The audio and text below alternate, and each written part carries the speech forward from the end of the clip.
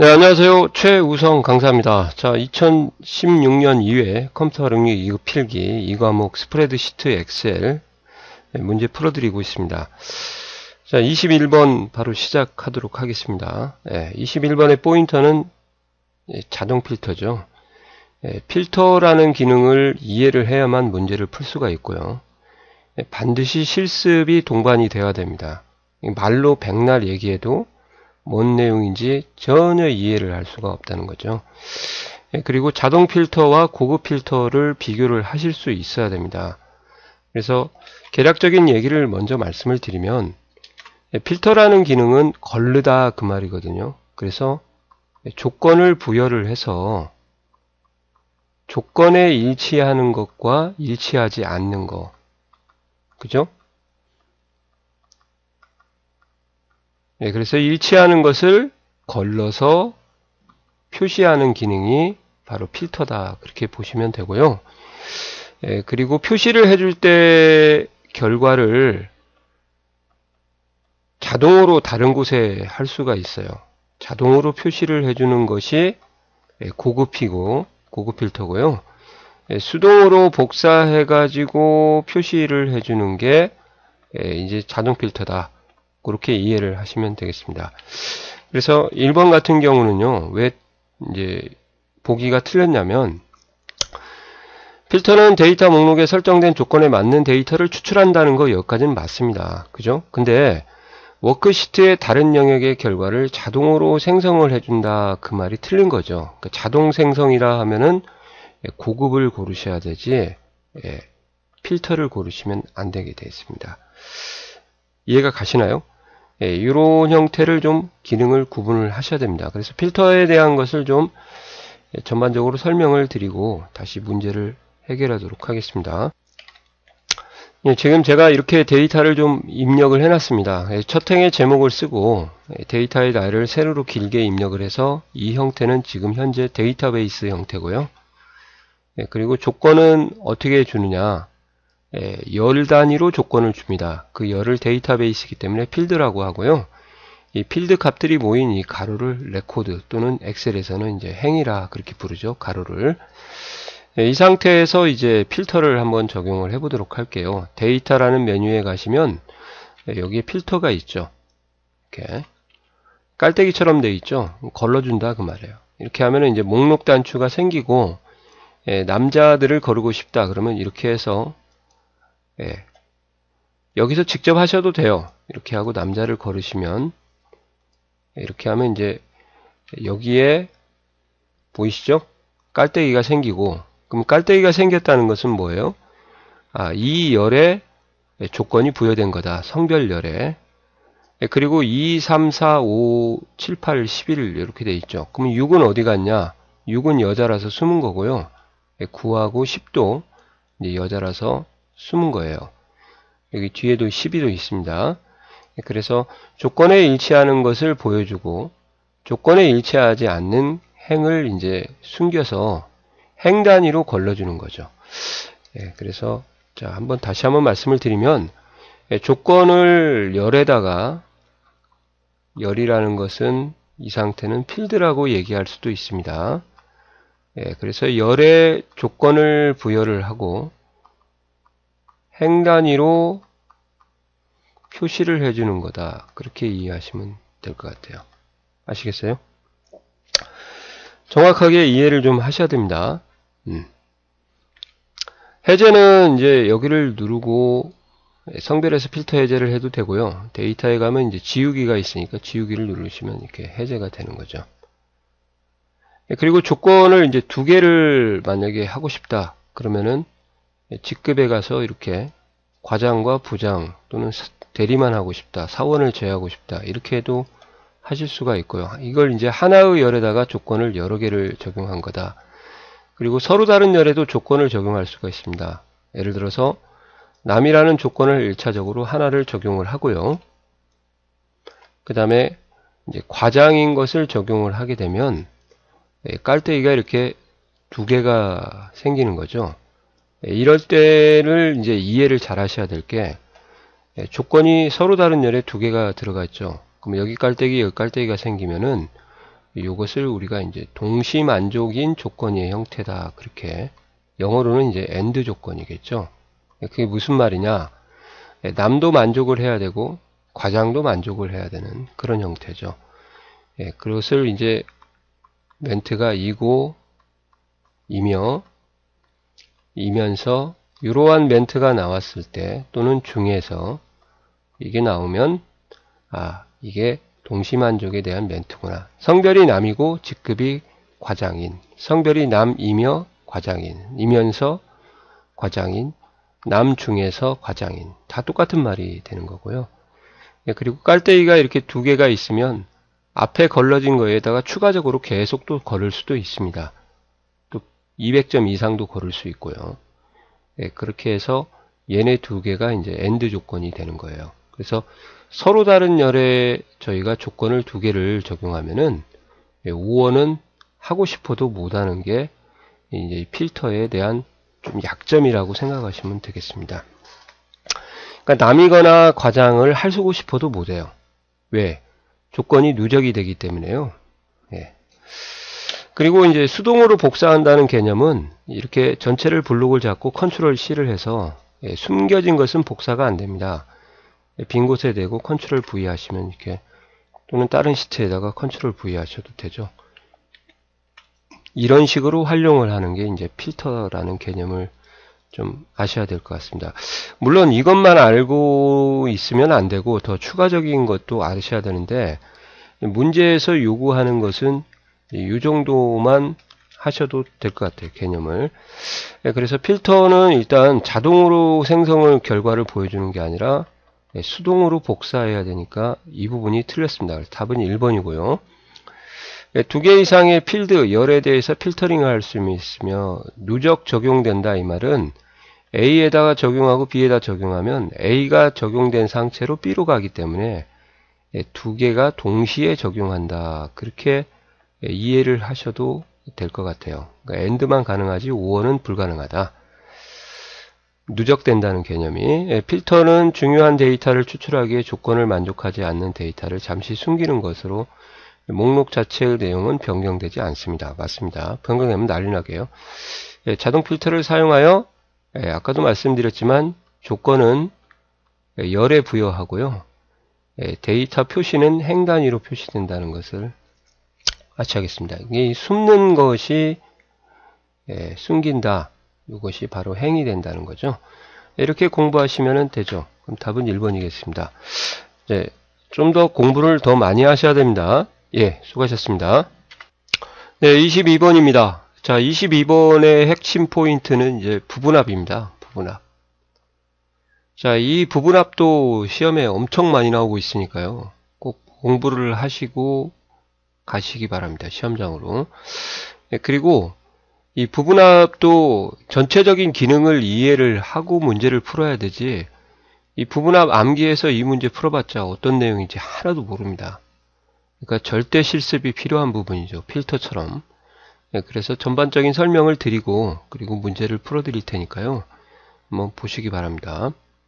다 설명은 못할 것 같아요. 자, 일단 부분합이라는 게 왜 필요한가 이제 좀 말씀을 드릴게요.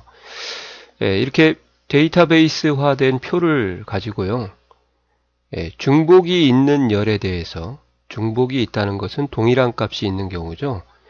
중복되어 있는 열에 대해서 끼리끼리 모이게 한 후에 거기에 대한 서머리를 보여주려고 하는 기능이 또는 분석이라 보시면 되죠. 예를 들어서 성별에 따른 총점의 합 이렇게요. 성별에 따른 인원수 또는 직급도 마찬가지죠. 중복이 되어 있으니까 직급에 따른 총점의 합, 이런 식으로 어떠한 중복이 있는 열에 대해서 기본함수에 대한 분석을 하고 싶을 때 기본적으로 이제 부분합이 필요하다는 거죠. 자, 그래서 일단 성별에 따른 부분합을 한번 해볼 건데요. 이 상태에서 만약에 부분합을 하신다고 하시면은 이제 삽질을 하고 보여드리겠습니다. 데이터에 가셔서 부분합을 가셔가지고 성별로 그룹화할 항목을 바꿔주시고요. 사용할 함수는 일단 먼저 평균을 하겠습니다. 평균 하고요. 그 다음에 상반기, 하반기 두 개에 대한 평균을 할 거고요. 이렇게 하시면은 이제 부분합이 잘못된 부분합이죠. 왜 그래요? 남자가 이렇게 흩어져 있게 되니까 이런 식으로 하면 부분합이 망한다. 그걸 보여드린 겁니다. 다시 데이터에 가서 부분합 모두 제거를 하게 되면 원래 비포어로 돌아가는 거고요. 그래서 부분합을 하기 전에는 반드시 정렬을 하셔야 돼요. 내가 성별로 분석을 하고 싶다 그러면 성별로 정렬을 해야 되고, 직급으로 분석하겠다 그러면 직급으로 정렬을 하셔야 끼리끼리 모이거든요. 물론 오름이건 내림이건 관계는 없습니다. 그래서 데이터에 부분합을 하시기 전에 정렬을 해서 성별로 오름차순 그냥 하도록 하겠습니다. 그렇게 하면 이제 남남남 여여여가 모이는 거죠. 그리고 나서 이제 부분합을 성별로 하시고요. 꼭요. 평균, 상반기, 하반기 확인하시면은 이렇게 이제 부분합이 나오는 거죠. 그래서 다시 한번 정리를 해드릴게요. 중복이 있는 열에 대해서 끼리끼리 모이게 한 후에, 정렬한 후에, 그리고 나서 요약 서머리의 기본 함수를 보여주는 것이다. 그렇게 이해하시면 좋을 것 같아요. 자, 이 상태에서 또 한 번의 부분합을 병행을 하고자 한다. 한 번 더 하고자 한다. 그러니까 부분합의 횟수는 이제 함수가 결정을 하는데요. 총점의 최대값을 구하고 싶다. 추가적으로. 그러면 이 상태에서 다시 데이터의 부분합을 가서요. 성별로 놔두시고 함수를 바꿔주시면 돼요. 여기에 있는 함수도 이제 많이 물어보니까 종류를 외우셔야 될 것 같습니다. 그 다음에 하반기, 상반기 빼고 총점이라고 체크를 하시고, 여기에 대한 메뉴도 이제 설명을 드려야 될 것 같아요. 그룹할 항목이라는 것은 정렬할 필드, 끼리끼리 모인 거라 그렇게 보시면 되고, 사용할 함수는 뭐 제가 더 이상 얘기 안 드려도 되고요. 종류를 물어보는 시험이 나왔었으니까 종류를 좀 외워두셔야 되는데, 전체를 외우지 말고 안 되는 걸 외우시는 게 좋을 것 같습니다. 그 다음에 함수를 표시할 열이고요. 이 새로운 값으로 대치라는 곳에 체크가 돼 있으면요. 그러면 기존에 있던 부분합이 함수가 없어져 버리고 최대값으로 들어가요. 그래서 여기를 해제를 해야 기본에 있는 기존에 했던 부분합이 유지가 되고요. 거기다 플러스로 최대값이 들어가는 겁니다. 그래서 새로운 값으로 대치를 해제를 하셔야 함수가 추가가 되는 거고요. 여기도 아울러 말씀을 드리겠습니다. 아래 요약 표시라고 되어 있죠. 무슨 말이냐? 지금 남이 이렇게 나열이 되어 있고 평균이 서머리가 아래 나오게 된다는 거죠. 그러면 이걸 해제를 하면 위로 나오고요. 그룹 사이의 페이지 나눔을 체크를 하게 되면 이제 여기는 최소 남녀 두 개가 있으니까 이 페이지로 분리가 돼서 인쇄가 되는 기능이다. 그렇게 보시면 될 것 같아요. 자, 그래서 이제 새로운 값으로 대치를 해제하고 확인을 하시면 이렇게 부분합이 함수가 최대값과 평균을 같이 적용할 수가 있는 겁니다. 자, 앞에 설명드린 부분들이 다 시험에 나오기 때문에, 그리고 추가적으로 이제 여기 마이너스의 의미가 뭔지, 마이너스를 누르게 되면 플러스로 바뀌면서 플러스는 하위 항목을 숨기는 거고요. 마이너스는 하위 항목을 펼쳐주는 겁니다. 이렇게요. 이해 가시죠? 그리고 1번은 상위 항목만 보여주는 거고 2번은 상중, 3번은 상중중, 그 다음에 4번을 누르게 하면 전체 리스트를 보여주는 겁니다. 그래서 숫자가 많을수록 모든 걸 보여준다. 그렇게 외워두셔도 되겠습니다. 상황에 따라 3번이 나올 수도 있고 4번이 나올 수 있습니다. 또 함수를 또 하나 적용하면 5번이 나올 수도 있고요. 그래서 이런 것에 대한 전반적인 개념이 필요한 곳이 이제 부분합이고요. 참고로 1급만 많이 나왔었는데 이때 서브토탈이라는 함수를 써요. 에버리지 같은 기본 함수를 안 쓰고 서브토탈을 써서 데이터가 숨어 있는 경우도 또 나와 있는 경우에도 쓸 수 있도록 해주는 그런 함수의 역할을 해주는 겁니다. 여하튼 서브토탈이라는 함수가 사용되고 있다 정도만 알아두시고요. 1번이 되게 되면 이제 여기에서 평균이 사용되는 거고요. 참고로 이렇게 최소값, 최대값은 또 번호를 딴 걸 쓰게 되는 거죠. 여하튼 기본 함수를 사용하지 않고 서브 토탈을 사용하고 있다. 그렇게까지만 알고 계시면 될 것 같습니다. 예. 자, 그러면 이제 문제를 한번 풀어드리도록 할게요. 너무 오랫동안 설명을 드린 것 같습니다. 예. 자, 부분합 대화상자에서 그룹화할 항목을 소속으로 했다. 그러면 소속에 대한 서머리 함수가 나오면은 그 열에 대해서 부분합을 실행을 한 거다. 그렇게 이해하시면 돼요. 그러니까 만약에 직무로 했으면 여기가 건축평균 이렇게 나오겠죠. 그래서 특정한 값이 나오는 그 열을 기준으로 부분합이 이루어졌다. 맞습니다. 오름이건 내림이건 관계없고요. 그룹의 모든 정보를 표시하려고 하면 요 높은 거 3번이나 4번을 이제 표시를 해야겠죠.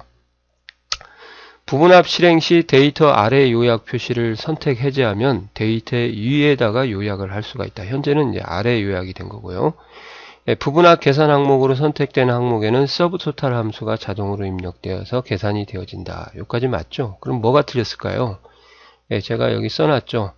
모든 항목을 다 보고 싶다. 모든 정보를 다 보고 싶을 때는 가장 오른쪽 끝에 있는 것을 누르셔야 모든 항목이 다 보여지고요. 이렇게 1번, 2번, 3번은 이제 분류값만 보여지게 됩니다. 세부 항목이 안 보여지게 되는 거죠. 그래서 잘 읽으셔야 됩니다. 여기 같은 경우는 2번이 정답 처리를 하시면 되겠습니다. 자, 좀 어렵습니다. 수고하셨습니다. 네, 23번입니다. 자, 23번의 키포인트는 메모예요. 메모는 출제율이 한 30% 정도 된다고 보시면 되고요. 한 3문제나 4문제 정도에 하나 나온다.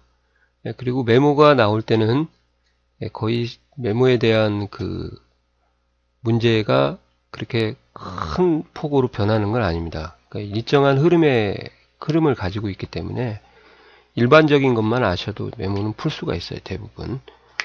그리고 여기 이 문제는 좀 어떻게 보면 메모하고 관련된 부분도 있지만 또 엑셀에 대한 전반적인 사용이나 입력 편집에 관련이 있기 때문에 이런 부분에 대한 것을 설명을 먼저 드리고 실습을 한번 보여드릴게요. 채우기 핸들을 저희가 이제 A3셀에서 한다 그러면 이제 값 채우기 핸들이죠. 값 채우기 핸들을 하게 되면 두 가지가 바뀌어요. 1번은 값이 바뀌고요. 그 다음에 2번은 서식 같은 노란색 글자색 있죠. 그런 것들이 두 개가 바뀝니다.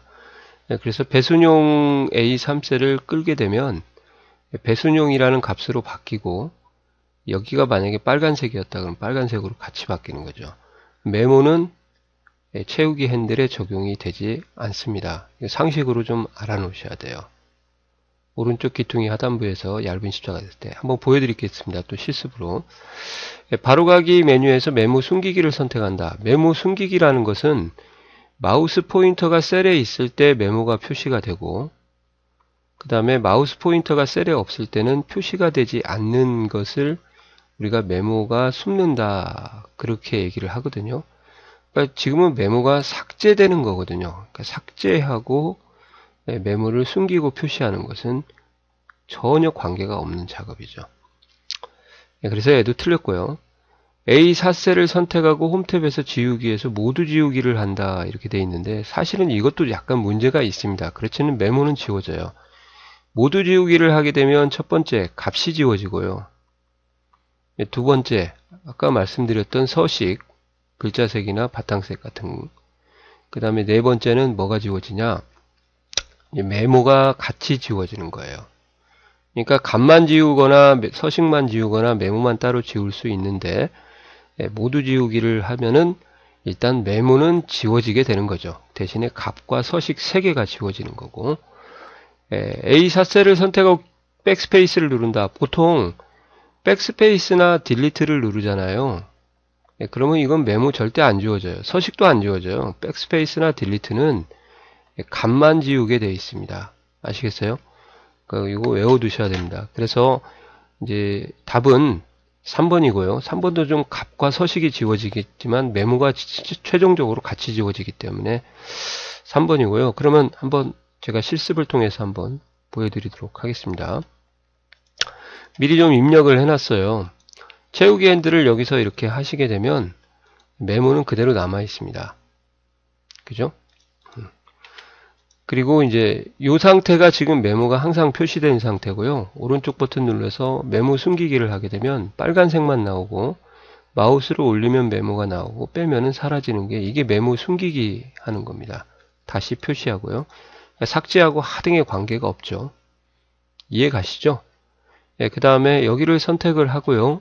홈 탭에 가서 지우개 모양을 찍으면은 메모만 별도로 지울 수 있는데, 모두 지우기를 하셔도 내용과 같이 메모가 사라진다는 거죠. 그리고 딜리트나 백스페이스를 누르게 되면 값만 사라지는 거지 서식 같은 경우는 안 사라져요. 옛날에는 그게 시험에 많이 나왔었죠. 그래서 서식을 노란색으로 한번 채우고 딜리트나 백스페이스를 누르게 되면 값만 지워진다. 이해 가시나요? 예, 이렇게 하시면은 이제 어떤 게 정답인지 더 확실히 알 것 같습니다. 예, 그래서 3번입니다. 아시겠죠? 예, 수고하셨습니다. 네, 24번 문제입니다. 자, 24번은 매크로에 관련된 문제죠. 자, 매크로도 어떻게 보면은 평이하게 나오는 부분만 나오고 그럽니다. 그래서 출제율은 거의 100%죠. 두 문제가 나오니까. 예, 매크로 대화 상자에서 뭐는 무슨 단추는 바로가기 키나 설명을 변경할 수 있고, 예, 나는 단추는 매크로 이름이나 명령 코드를 수정할 수 있다. 이렇게 돼 있어요. 그러면 이제 한번 매크로를 만들고 보여드려야 되니까 엑셀로 가서 한번 보겠습니다. 자, 이 부분을 제가 노란색으로 채우는 매크로를 만들 거예요. 이렇게 세 개를. 개발 도구에 가서 매크로 기록을 하고요. 그냥 매크로 1번으로 하도록 하겠습니다. 이렇게 해서 이렇게 하고 기록 중지를 하게 되면 매크로가 들어갔죠. 자, 그때 개발 도구에 가서 요 매크로라는 게 있어요. 매크로 보기죠. 그 다음에 비주얼 베이직이라고 있죠.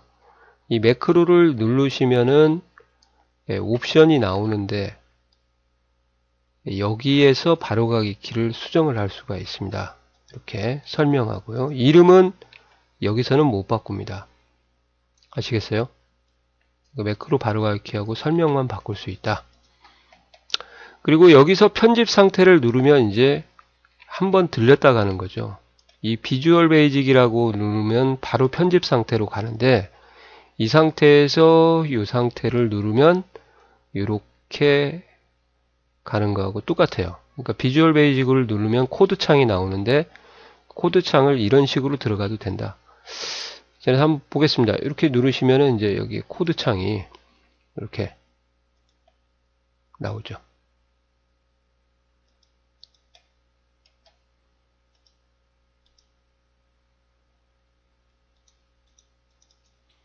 자, 제가 이제 모듈을 하나 삽입을 했는데요. 자동적으로 이렇게 매크로 1번이 기록이 되어 있는 내용이 이렇게 나오는 거죠. 바꾸고 싶으면 여기서 이제 최우성이라고 바꾸면 매크로 이름이 나오고요. 그 다음에 여기에 있는 것도 뭐 바꾸고 싶다. D6이 아니라 D7이다. 이렇게 수정을 할 수도 있고, 삭제도 하려면 여기서 또 삭제를 선택을 하고 딜리트를 누르셔도 됩니다. 이게 바로 비주얼 베이직 에디터 창이다. 그렇게 얘기를 하거든요. 여기를 가서 다시 한번 편집을 누르면 똑같이 가는 거예요. 이해가 가시나요? 이런 식으로 해서 문제를 해결하시면 될 것 같습니다. 그래서 여기 보시면은 아래의 괄호에서 바로가기 키나 설명을 변경할 수 있다. 이건 이제 옵션이고요. 매크로에서 그 다음에 매크로 단축키 이름의 명령 코드를 수정할 수 있다. 그러면 아까 말씀드린 대로 이제 편집을 누르셔야겠죠. 비주얼 베이직 편집키라고 해서 비주얼 베이직이라고 한 내용은 안 나왔어요. 그죠? 그래서 다시 정리를 해드릴게요. 매크로라는 일단 대화 상자를 열고 그 대화 상자에서 찾아가는 것을 말하는 겁니다. 그래서 옵션은 바로가기 키와 설명을 변경하는 곳이고요. 편집은 매크로 이름과 내용, 코드를 수정하는 곳과 또 삭제하는 곳이다. 이렇게요. 수정 또는 이름 수정, 명령 코드 수정, 그 다음에 삭제. 아시겠어요? 두 가지를 잘 정리를 해 두시기 바랍니다. 네, 수고하셨습니다. 자, 25번입니다. 자, 25번은 이제 제일 어렵죠. 엑셀에서. 예. 함수 다음으로 좀 어려운 것 같습니다. 공부할 것도 많고요. 예. 또 외워지지도 않을 거예요. 뭐 이유를 알고 원리를 알아야 되는데 절대적 실습이 좀 필요한 부분이라고 생각이 듭니다. 사용자 지정 서식에 대해서 이제 문제를 한번 풀어볼 건데요. 사용자 지정 서식이라는 부분은 일단 정의를 좀 아셔야 될 거예요. 원데이터에 변화가 없고 인쇄되는 모습을 바꿔주는 기능이 이제 사용자 지정 서식, 표시 형식의 일종이죠. 자, 숫자를 이렇게 소수부와 같이 써놓고요. 샵을 하나를 하든지 둘을 하든지 셋을 하든지 50개를 하든지 60개를 하든지 이렇게 하게 되면 정수부만 표시하는 그런 의미를 갖습니다. 정수부만요. 그러면 소수부가 이렇게 잘려서 버림을 받게 되는 거죠. 없어지게 되는데 소수부가 이제 잘릴 때 반드시 잘리는 부분에서 반올림이 이루어지니까요. 그것을 좀 챙겨 놓으셔야 문제를 또 다른 문제도 풀 수 있을 것 같아요. 여기서는 이제 애석하게도 좀 쉽게 낸 것 같습니다. 저 같은 경우는 이제 5나 또는 5 이상 숫자를 넣어서 5054라고 하면 이제 틀리게 할 건데 그럴 경우는 이제 5055가 되겠죠. 잘리는 부분에서 반올림이 이루어지니까 5인 경우죠. 예, 맞습니다. 그래서 샵이 여러 개가 나와도 정수부만 표시하고 소수부 첫째 자리에서 이제 반올림 처리를 하는구나 알아두시고요. 그리고 문자 데이터에 골뱅이를 쓰고 뒤에다가 문자를 쓰게 되면 앞에 있는 문자에다가 연결을 해서 쓰는 겁니다. 그래서 그냥 대한민국은 그냥 오고요. 화이팅이라는 글자가 추가된다 보시면 되겠습니다. 그리고 시 본초에 땡땡 즉 콜론을 사용하죠. 그래서 HH가 두 개가 나오면 이제 이것을 이제 3시 같은 경우는 03시로 하겠다 그 말이거든요. M이 3분이다 그러면 03분이 되겠고요. 3초다 그러면 03초가 되겠습니다. 자, 근데 이것도 알아야겠지만 더 중요한 것은요. 엑셀을 입력할 때 12시 이상을 입력을 하게 되면 엑셀 스스로 이것을 오후로 인식을 하게 됩니다. 11시까지는 이제 오후 전이 되겠죠. 그러니까 이렇게 입력된 걸 보고 본인이 아, 얘 오후야 이렇게 판단을 하셔야 되는 거예요. 그래서 이제 PM이 붙고 오후니까요.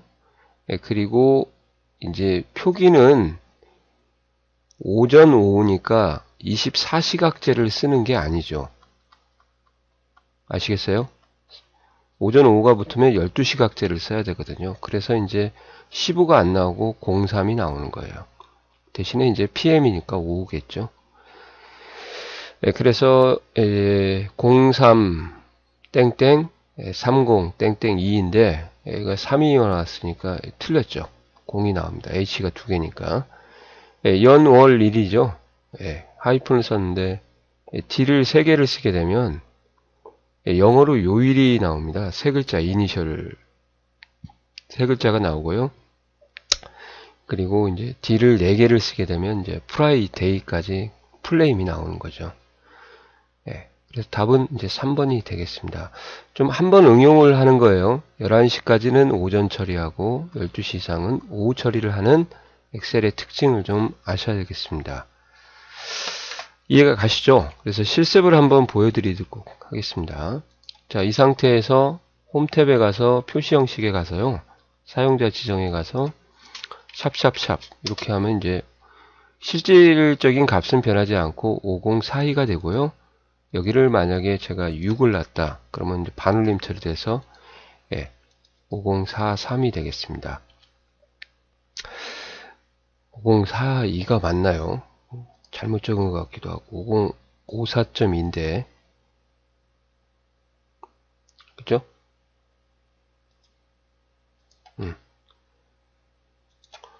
5054.2 5054.2 이렇게요.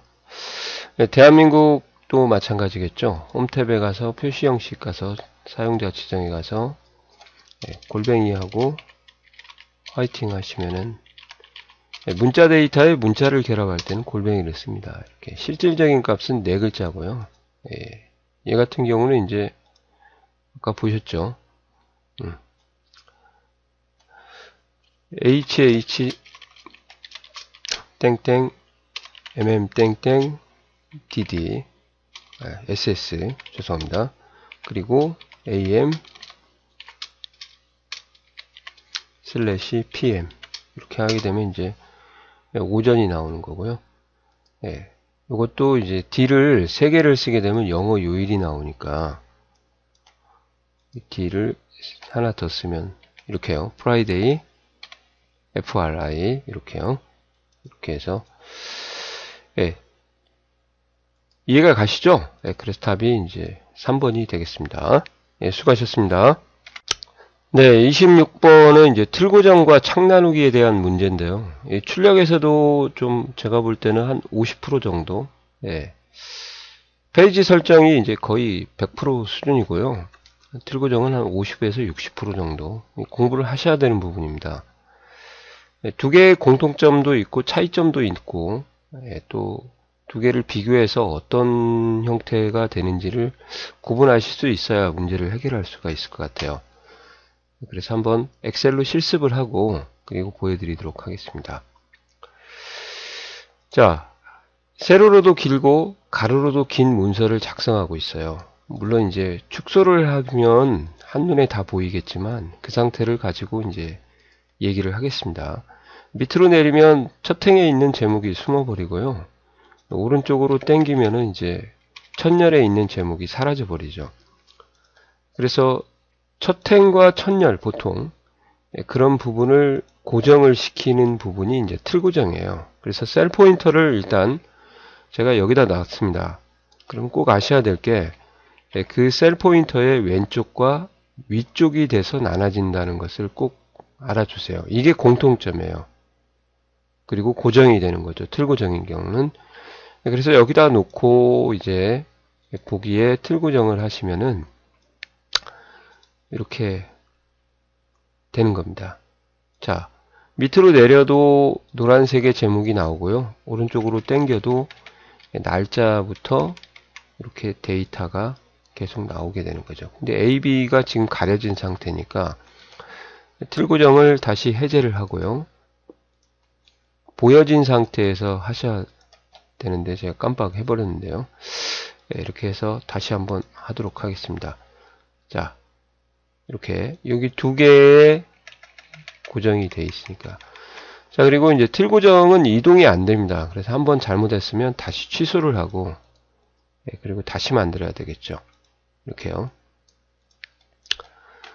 자, 그리고 이제 두 번째 창 나누기는 어떻게 하냐. 창 나누기도 셀 포인터의 왼쪽과 이쪽을 기준으로 보기 창 나누기 가시면은요. 창이 이렇게 기본적으로 4개로 나눠지는 게 되는 거죠. 그래서 여기도 마찬가지로 이 10셀이니까 위 10을 기준으로 위쪽이니까 9, 그 다음에 2를 기준으로 이렇게 하니까 이제 D쪽 오른쪽이라고 생각하시면 되겠습니다. 왜 이런 문제가 나오냐면 같은 부분을 이렇게 보게 되면은 조금 헷갈려요. 창 나누기 한 부분이 똑같은 부분이 지금 보이고 있는데요. 이렇게 그러면 여기가 어디인지나 그러면 이제 A1에서 나누는 건 아니니까 정확하게 이 D 다음에 2, 그 다음에 9 다음에 10을 좀 기억을 해주시면 좋겠습니다. 자, 창 나누기는 차이점이 뭐냐? 얘는 이동이 가능합니다. 그리고 더블 클릭하시면 지워지고요. 이렇게 두 개로도 나눌 수가 있습니다. 또 더블 클릭하면 지워지고요. 예, 그러니까 공통점도 있고 차이점도 있으니까 그 차이점과 공통점을 정확히 구분을 하셔서 예, 작업을 하셔야 되고요. 그리고 오른쪽에 있는 이 부분이 있죠. 여기서 이렇게 끄집어내도 창 나누기가 예, 가능합니다. 이렇게요. 예, 그래서 가로 세로로 긴 문서를 특정한 부분을 고정을 할 거냐 아니면 최대 4도막으로 나눠서 볼 거냐 그 차이라고 보시면 되겠습니다. 자, 틀 고정은 기본적으로 워크시트의 아래쪽과 오른쪽에 있는 열이 고정된다. 틀렸죠? 예, 왼쪽과 위쪽이라고 했으니까 예, 창 나누기도 마찬가지고요. 예, 여기 틀렸습니다. 셀 편집 모드에 있거나 워크시트가 보호된 경우에는 틀 고정 메뉴를 사용할 수가 없습니다. 예, 이것은 뭐 참고로 한번 테스트를 해보시면 될 것 같아요. 셀 편집 모드라는 것은 더블 클릭을 해가지고 커서가 들어간 상태고요. 시트 보호가 되어 있으면 이제 워크시트 보호가 됐으면 안 되고요. 틀 고정 구분선은 마우스를 이용하여 변경할 수 없거나 창 나누기는 위치 변경이 가능하다. 예, 두 개의 스크롤 가능한 영역으로 나뉜 창을 복원하려면 예, 두 창을 나누고 있는 분할줄을 아무 곳이나 2번 더블 클릭한다 되어 있죠. 예, 그러면 이제 답은 1번이 되겠습니다. 예, 항상 왼쪽과 2다. 예, 수고하셨습니다. 자, 27번은 이제 값 채우기 핸들이죠. 값 채우기 핸들도 예, 잘 나오고 있습니다. 왜 그러냐면 예, 주로 한글에서는 이런 기능이 좀 적용이 안 되기 때문에 엑셀만의 특징인 부분은 이제 시험에 많이 나온다고 보시면 되겠습니다. 예, 요거 같은 경우는 이제 예, 제가 조금 그 실습을 먼저 해드리고 문제를 좀 풀어드릴게요. 예, 먼저 숫자부터 말씀을 드리겠습니다. 자, 숫자를 쓰고요. 그냥 끌게 되면 복사가 되고요. 예, 오른쪽도 가능합니다. 컨트롤 누르시면 이제 인식 증가가 되겠습니다. 이렇게요. 숫자는 그럽니다.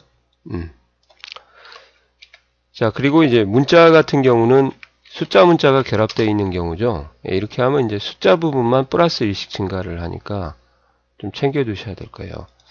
그리고 날짜 같은 경우는 이제 예, 끌게 되면 일자 부분만 증가합니다. 예, 5일, 6일 이렇게요. 또 한 달이 넘어가면 다음 달로 넘어가고요. 그다음 시간을 하게 되면 예, 찍어보세요. 뭐가 변할 것 같아요? 초, 노, 시간이 변합니다. 끌고 있는 동안에도 초가 변하기 때문에 그죠? 예, 이런 것들에 대한 것을 좀 알아두셔야 되고요. 그리고 문자 같은 경우나 그 다음에 날짜 시간에서는 컨트롤 누르면 오히려 복사가 돼요. 그러니까 숫자하고 반대가 되겠습니다. 이렇게요. 자, 그리고 또 하나 알려드릴 게 이제 데이터를 여러 곳에 같이 입력할 때요. 가령 이제 C2부터 C7까지 제 이름을 좀 입력을 하겠다. 그러면 이제 블록을 잡고 최우성 쓰고 컨트롤 엔터를 쓰게 되면 여러 셀에 동시에 똑같은 데이터를 입력하는 거죠. 이렇게 해도 되고요. 입력을 하고 컨트롤 다운 약자예요. 이렇게 하고 이렇게 하시면 컨트롤 D를 누르면 데이터가 계속 입력이 되고요. 컨트롤하고 라이트 이렇게 하시면은 이렇게 됩니다. 아시겠어요? 예, 이렇게. 예, 그래서 이런 부분에 대한 것을 좀 챙겨 놓으시면은 될 것 같습니다. 물론 부족한 감도 있지만 이제 문제를 한번 풀어보도록 하겠습니다.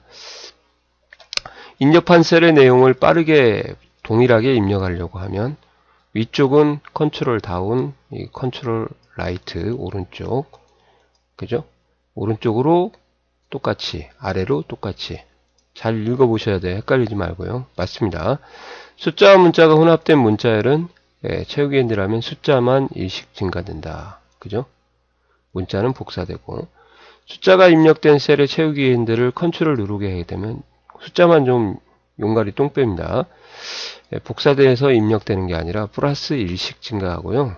그 다음에 그냥 끌면 복사가 되는 거죠. 날짜가 입력된 셀의 채우기 핸들을 아래쪽으로 끌면 기본적으로 1일 단위로 증가한다. 시간은 시간이 증가하고요. 이거 가게 되면 이제 답이 3번이라는 걸 아실 수 있을 겁니다. 그죠? 네, 수고하셨습니다. 자, 28번입니다. 자, 28번에서는 이제 페이지 나누기 미리 보기 이 개념에 대한 것을 또는 기능에 대해서 좀 어느 정도 알고 있어야 해결이 될 것 같습니다. 근데 문제는 의외로 또 답은 쉽게 고를 수가 있거든요. 저희가 엑셀을 기본적으로 보면은 이제 기본 보기 상태고요. 인쇄되는 영역과 비인쇄 영역을 파란색 선으로 구분을 해가지고요. 그렇게 나눠서 보는 것을 이제 페이지 나누기 미리 보기다. 그렇게 얘기를 합니다. 그때 페이지 나누기 미리 보기 상태에서도요, 똑같이 기본 보기처럼 입력과 편집이 가능합니다. 그죠?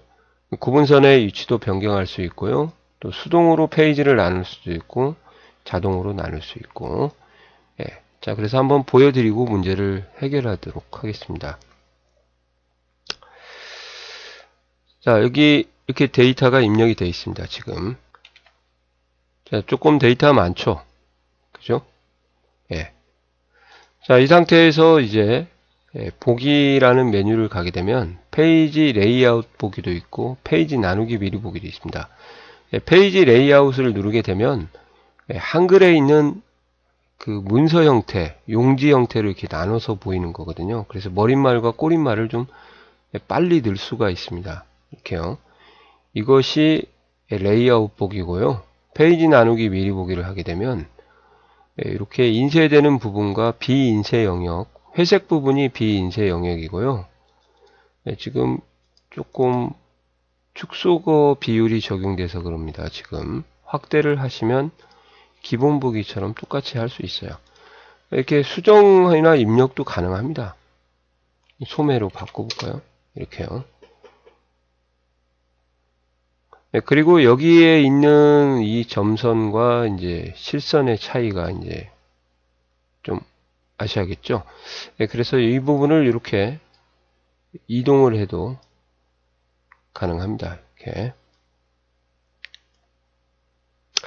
이렇게 이동하게 되면 이제 좀 조심하실 게 페이지 레이아웃 가면 인쇄 비율이 자동으로 줄어들기 때문에 다시 100으로 맞추시면 이제 처음 상태로 이렇게 돌아가죠.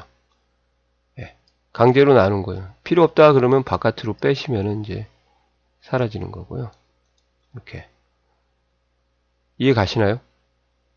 여기도 밑으로 이렇게 늘리게 되면 이제 자동으로 맞춰지는 곳은 이제 파선이 되고요. 실선 같은 경우는 이제 강제로 좀 분리가 된다. 그렇게 이해하시면 되겠습니다.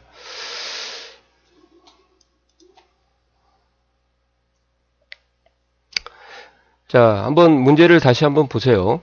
페이지 나누기 미리 보기 상태에서도 입력이나 편집을 할 수가 있다. 구분선은 위치를 변경할 수도 있습니다. 수동으로 삽입된 페이지는 실선이고 자동으로 추가된 페이지는 이제 파선이다. 100% 상태에서 나눠지는 게 파선이라고 보시면 되고요. 실선은 제가 움직여 가지고 만든 거라고 생각하시면 되겠습니다. 인쇄할 데이터가 많아 한 페이지가 넘어가면 자동으로 페이지 구분선이 생성이 됩니다. 이렇게요. 보시는 것처럼 제가 이 부분을 좀 이렇게 끌어 가지고 이렇게 하시면 이제 요거는 인쇄가 내용이 있더라도 인쇄가 안 돼요. 이렇게요. 여기까지 해도 이제 빈 열이 하나가 더 오게 되는 거죠. 이렇게 이해하시면 될 것 같아요. 아무튼 페이지 나누기 보기는 인쇄할 때 참 도움이 되지만 엑셀의 인쇄가 한글과 많이 달라서 추가적으로 좀 많이 헷갈리거나 원하는 출력이 안 나올 경우도 있습니다. 그것만 좀 연습을 해보시면 크게 문제가 없을 것 같아요. 네, 수고하셨습니다. 네, 29번 풀어드리도록 하겠습니다. 자, 29번 같은 경우는요, 함수, 그죠? 표시 형식은 날짜임, 제가 좀 빨간색을 잘못 바꾼 것 같습니다. 자, emonths라는 함수를 좀 아셔야 될 건데요. emonths라는 함수는 우리말로 end of months예요. 그냥 그대로 똑같이 한번 해석을 해보세요. 예, 그 월의 끝. 그럼 뭐예요? 예, 말일을 표시해주는 함수죠. 말일. 예, 3월이면은 이제 31일, 4월이면은 30일, 2월이면은 28일이겠죠. 예, 윤달이 없을 경우. 예, 이런 식으로 말일을 표시해주는 함수니까 말일이라는 것을 영어를 그대로 해석하시면 되겠습니다. 예, 구성은 어떻게 되냐면요. 이제 새로 써보도록 할게요. 이오먼스. 예, 여기에 기준일이 있어요. 기준일이 있고 플러스 월 증감량이다. 그렇게 얘기를 합니다. 이제 왜 증감이라고 썼냐면 양수를 쓰게 되면 기준일로부터 이후의 날짜를 표시하고요. 음수를 쓰게 되면 이제 이전의 날짜를 표시하는 거죠. 그러니까 여기를 2를 쓰게 되면 1개월 후라는 거고요. 마이너스 2를 쓰게 되면 1개월 전이 되는 거예요. 그래서 증감이 되는 겁니다. 이거 외우셔야 됩니다. 이것은 이 함수는 거의 보면은 그 필기에서 나오더라고요. 실기는 안 나오고요. 그래서 D2를 기준으로 1980년 12월 8일을 기준으로 1개월 후에 말일을 표시해라. 그러면 이제 12월이면은 다음 1개월이 1월이니까 1월이면 큰 달이니까 30일이 나오겠네요. 이런 거 나오면 다 틀린 거예요. 말일만 찾아도 답이 나오지 않습니까? 말일만. 근데 이제 저 같은 경우는 마이너스 2를 낼 것 같아요. 그러면 이제 11월 30이 되겠죠. 차후에는 이렇게. 이해가 가시죠? 수고하셨습니다. 네, 30번 문제가 되겠습니다. 30번 문제도 거의 100% 나온다고 보시면 돼요. 매크로 이름에 대한 문제죠. 또 매크로 바로가기 키. 매크로 이름은 일단 대소문자를 구분하지 않습니다. 그래서 대문자나 소문자나 똑같고요. 그 다음에 띄어쓰기나 특수문자 같은 경우는 사용할 수 없는데 특수문자 중에서 언더바만 사용을 해요. 언더스코어. 이렇게 뭐라고 예를 한번 들어볼까요? 이렇게 할까요? 매크로 이름을 테스트하고 언더바 01 이렇게 쓰셔도 되고요. 그리고 또 숫자로 시작을 할 수가 없다. 이것까지 좀 알아두세요. 이렇게 공백 안 되고요. 특수문자는 언더바. 그죠? 근데 여기 보시면 이제 벌써 답이 나왔죠. 대소문자는 구분 안 하는데 공백이나 마침표 같은 특수문자가 포함하여 no 할 수 없다. 답이 1번이 되겠습니다. 확실해요. 그다음 매크로의 바로가기 키는 기본적으로 컨트롤하고 영어 대소문자만 오게 되는데요. 소문자만 옵니다. 그 다음에 대문자가 오게 되면 이제 컨트롤 앞에 쉬프트가 이렇게 붙어서 오기 때문에 좀 조심하셔야 돼요. 대문자. 구분을 하셔야 됩니다.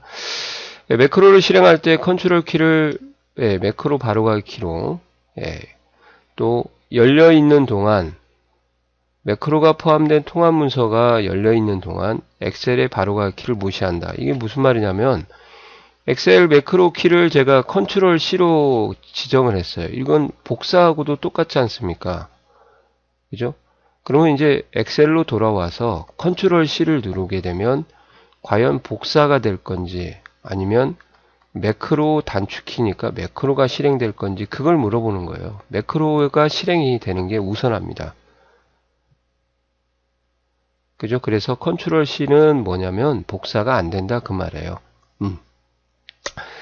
실행하려는 작업을 완료하는데 필요한 단계가 매크로 리더, 레코더의 기록. 저희가 매크로를 기록하게 되면 보이지 않는 곳에서 매크로가 비주얼 베이직이라는 언어를 사용해서 코딩 언어로 표현이 되고 있습니다.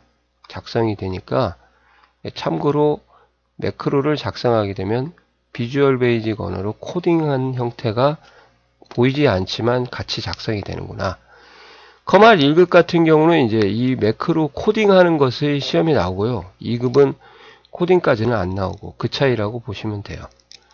엑셀을 사용할 때마다 매크로를 사용할 수 있게 하려면 이게 무슨 말이냐면 매크로를 적용할 수 있는 범위가 세 가지가 있어요. 지금 작업 중인 현재 문서에만 적용할 수 있는 게 하나, 두 번째 새로운 문서를 하나 만들고요. 그 문서의 한 개만 적용할 수 있는 게 두 번째고요. 새 문서는 좀 오해를 하지 마셨으면 좋겠습니다. 그 다음에 모든 엑셀 파일에 다 적용을 하려고 하는 경우가 세 가지가 있어요. 그럴 때 이제 개인용 매크로 통합 문서로 저장을 해야 말이 개인용인데 이제 모든 엑셀 파일에 다 적용할 수 있는 매크로가 되는 겁니다. 현재 작업은 현재 작업 중인 파일 하나만, 이것도 한 개라고 쓸까요? 그 다음에 새 문서 하게 되면 새로운 문서가 열리고 그 새 문서에 한 개만 적용되는 거고, 그 다음에 개인용으로 놓게 되면 모든 엑셀 파일에 다, 답은 1번이 되겠습니다. 수고하셨습니다. 네, 31번입니다. 31번은 이제 처음 2급에서 나오는 함수가 나왔기 때문에 설명을 좀 드려야 될 것 같아요. 자, 아드라고 하죠. 세 글자, 홀수입니다. 홀수. 세 글자니까 홀수예요. 2분. 네 글자죠. 그래서 짝수를 얘기를 합니다. 그래서 홀수와 짝수라는 개념을 좀 아셔야 될 것 같고요. 모드는 이제 피재수, 재수에서 나머지를 구하는 거죠. 나머지를 소수로 표시하는 게 아니라 정수로 표시하는 거고, 파워는 거듭제곱 함수라고 또는 승수 함수라고 하죠. 이렇게 하면 수식에 있는 꺽쇠 연산자하고 똑같습니다. 수학에서 말하면 5의 3승이니까 요거 하나만 확실하게 알아도 답을 고르실 수 있을 거예요. 5 제곱하면 25인데 어떻게 15가 나옵니다. 5의 3승입니다. 그럼 답은 4번이 되겠죠. 그러니까 어려운 함수가 나오면은 그만큼 또 쉬운 데서 답을 찾을 수 있다. 그렇게 보시면 될 것 같아요. 자, 그러면 1번부터 설명을 드릴게요. 아드는 가장 근접한 곳에 홀수로 표시를 해주는 함수예요. 그런데 이제 올림 처리를 한다. 그렇게 얘기를 합니다. 양수건, 음수건. 그래서 올라가는 쪽이라고 보시면 되겠어요. 그래서 4가 있으면 3도 홀수고 5도 홀수인데 이쪽으로 올림 처리한다. 그렇게요. 2번도 올림 처리해서 짝수로 가는 거죠. 그러니까 5가 있으면 4도 있고 6도 짝수가 지금 두 개가 있는데 밑으로 가지 않고 올림 처리해서 6으로 나온다. 그 말이에요. 이해 가시죠? 그리고 이제 모드라는 함수가 이제 음수가 오게 되면 참 이게 이제 조금 복잡해집니다. 양수일 때는 간단하거든요. 그 무슨 말이냐면 피재수가 18이고 재수가 4다. 그러면은 이제 18을 4로 나눈 나머지니까 4, 4, 16이면 나머지가 2 나온다. 끝. 이렇게 하시면 되는데 음수가 되면은 왜 고민을 이렇게 이제 하셔야 되냐면 음수를 계산하는 방법이 따로 있어요. 그래서 이것을 우리가 18이라고 해서 피재수라고 하고요. 그 다음에 목 곱하기 재수죠. 마이너스 4. 이 부분을 재수, 피재수. 그 다음에 플러스 나머지. 이렇게 하는 게 플러스인 거라고 생각하시면 됩니다. 이렇게 하나, 이렇게 하나 똑같은데요. 나머지를 이제 미지수 x로 보시고 몫을 구하는 함수가 또 인티저를 이용해서 구할 수가 있습니다. 그래서 인티저 피재수 나누기 재수 처리를 하면 되거든요. 그래서 이 몫을 구하는 것이 원래 인티저의 소수부를 절사해서 버리니까 몫이 되는 거죠. 그러면 이제 int 하고 인티저 하시고 18 나누기 마이너스 4를 하게 되면 about로 한 4, 4, 16이니까 마이너스 4점 세모 네모 동그라미 마름모 이렇게 나오겠네요. 인티저. 그러면은 인티저는 그 값을 넘지 않는 최대 정수를 표시해 주는 거죠. 그래서 마이너스 5가 나오겠습니다. 이해가시죠? 마이너스 3은 마이너스 4보다 커요. 넘지 않은.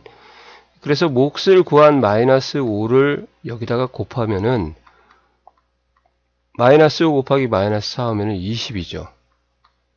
20을 1이 이항하게 되면 이제 18 마이너스 20 하니까 마이너스 2가 나오겠죠. 그래서 나머지가 이제 마이너스 2 이렇게 계산하는 원리가 되는데, 여하튼 그런 것을 알고 계산할 수도 있겠지만 몫을 구하는 요 공식 정도를 좀 챙겨 두셔야 될 것 같아요. 인티저. 아니면 다른 걸 계산하고 애매한 것은 삼각형 치고 넘어가셔도, 그죠? 네. 자, 수고하셨습니다. 자, 32번 문제 풀어드리도록 하겠습니다. 자, 32번도 약간 응용하는 문제라고 보시면 되는데요. 오류 메시지, 차트 오류 메시지를 좀 아셔야 되죠. 그래서 NA 오류 같은 경우는 이제 찾는 값이 없을 때, 주로 이제 랭크나 V룩업, H룩업에서 발생하고요. 찾는 값이 없을 때, 널은 이제 교차 범위라고 하죠. 교차 범위가 없을 때. 그 다음에 REF는 참조하는 셀이 삭제돼서 이제 참조하는 셀이 유효하지 않다, 그렇게 보통 얘기를 합니다. 삭제를 해서요. 그 다음에 네임 오류 같은 경우는 뭐냐면, 인식할 수 없는 문자 형태가 왔는데 큰 따옴표 처리를 해야 되는데 큰 따옴표 처리를 안 하고 하는 경우라고 이해하시면 돼요. 그러니까 인식할 수 없는 문자라고 하면 이름이 아닌 문자라고 이렇게 이해하셔도 됩니다. 여하튼 좀 한번 테스트로 해서 보여드릴 테니까요. 자, 썸 같은 경우는 여기가 땡땡이 셀 주소가 들어가고 그 사이에 땡땡이 오고 또 셀 주소가 오게 되면 이것을 연속적인 참조 연산자다, 그렇게 얘기하지 않습니까? 이렇게 하면 셀 주소하고 참조 연산자를 구분해서 이해를 하는데, 얘를 입력을 않고 이렇게 했다. 그러면 A3, A9라는 이런 셀 주소는 없어요. 그러면 이게 알 수 없는 문자 처리가 되거든요. 그래서 답은 일단 4번입니다. 감각으로 좀 골라야 되는데 이런 문제는 되게 어려울 것 같아요. 자, 그래서 몇 가지 예를 들어서 한번 보여드리도록 할게요. 엑셀로요. 제가 좀 미리 입력을 좀 해놨습니다. 그래서 먼저 이제 NA 오류부터 한번 보여드리겠습니다. 자, 순위를 구하라고 했는데요. 자, 점수가 있으면 좋은데 제가 없는 점수를 매길 거예요. 가령 81점이 여기 없죠. 그래서 여기에서 큰 수가 1등 먹게 이렇게 해라. 그러면 이제 81점을 찾을 수가 없잖아요. 그럴 때 이제 NA 오류가 나오는 거죠. V룩업이나 H룩업도 마찬가지고요. 자, 그 다음에 여기다 썸을 이렇게 해서 제가 합을 구할 건데요. 이렇게. 그죠? 근데 이렇게 안 하고 이제 무식하게 수식으로 이렇게 더하도록 하겠습니다. 이 상태에서 제가 여기에 있는 88을 삭제를 했어요. 행을. 그러면 이제 이렇게 셀 참조가 명확했다가 삭제를 해서 유효하지 않다라는 개념이 이 개념이에요. 계산하던 셀이 삭제가 되는 경우죠. 아니면 뭐 셀 삭제하셔도 상관없고요. 이렇게. 그 다음에 이제 교차 범위라는 것은 뭐냐면요. 교차 범위는, 자, sum이라는 함수를 예를 들어서 이 범위하고 한 칸 띄고요. 이게 교차라는 참조 연산자예요. 한 칸 띄는 게. 이 범위를 이렇게 잡으면, 교차라는 것은 뭐냐면 공통 부분을 계산하겠다, 그 말이에요. 그러니까 여기에 있는 이 두 개가 공통 부분이죠. 그러니까 결국 2하고 3만 계산해서 평균이면은 이제 평균값인데 합계니까 5가 나오겠네요. 이렇게요. 근데 이제 교차 범위를 제가 없애버릴 거예요. 이렇게. 그러면 서로 교차하는 부분이 없죠. 그럴 때 이제 널이라는 오류가 나오고. 이해 가시죠? 그 다음에 아까 질문하신 것처럼 이제 썸 해서 이렇게 구했는데 여기에 있는 것을 지워버렸다. 그러면 이렇게 문자가 알 수 없는 걸로 인식을 해버려서 네임 오류가 나옵니다. 이해가 가시죠? 네, 수고하셨습니다. 네, 33번입니다. 33번의 키포인트는 이제 도넛형 차트죠. 네, 도넛형 차트에 대한 것은 제가 이 문제를 푼다고 해서 현재 답이 1번인데요. 1번에 대한 답이 이해가 안 가실 거예요. 그죠? 그래서 먼저 엑셀로 실습을 보여드리고 그리고 다시 문제를 해결하도록 하겠습니다. 네, 현재 제가 미리 좀 입력을 해놨습니다. 이렇게 도넛형 차트를 좀 그려놨는데요. 도넛형 차트 같은 경우는 어디에 있냐? 차트 범위를 선택하고요. 삽입에 가시면 기타에 가시면 도너츠, 모양이 도너츠와 같이 생겼다. 이렇게 해서 도넛형입니다. 자, 도넛형 차트의 특징은 원형하고도 좀 비교를 하셔야 돼요. 그래서 전체에 대한 비율을 표시할 수 있다. 그죠? 그래서 저희가 레이아웃에 가서 데이터 레이블에 가서 기타 레이블 옵션에 가시면 백분율을 이렇게 표시할 수 있으니까 전체에 대한 비율, 점유율을 표시할 수 있다. 실행 취소 한번 하도록 하겠습니다. 자, 그리고 두 번째는 이제 원그래프 같은 경우는 하나의 계열만 가능한데요. 여기 다 이렇게 해도 전년 참가 인원만 나오지 금년은 안 나와요. 원그래프는. 그래서 다중 계열을 그릴 수 있다. 그래서 여기에 있는 이 원형 도넛형 하나가 전년 참가 인원이라는 계열이고요. 두 번째가 바깥쪽이 계열이에요. 그래서 이제 정확한 명칭을 좀 아셔야 돼요. 요 한 띠가 계열이 되는 겁니다. 그리고 이쪽도 띠가 뭐가 되는 거예요? 계열이 되는 거죠. 이런 식으로 그려지고요. 그 다음에 첫 행을 첫 계열을 회전을 시킬 수가 있습니다. 첫 계열이라고 하면 좀 그런데 첫 항목을요. 그래서 데이터 계열 서식에 가셔가지고요. 이렇게 도너츠의 구멍도 크게 조정할 수 있고, 그 다음에 회전도 이렇게 시킬 수 있습니다. 원형처럼.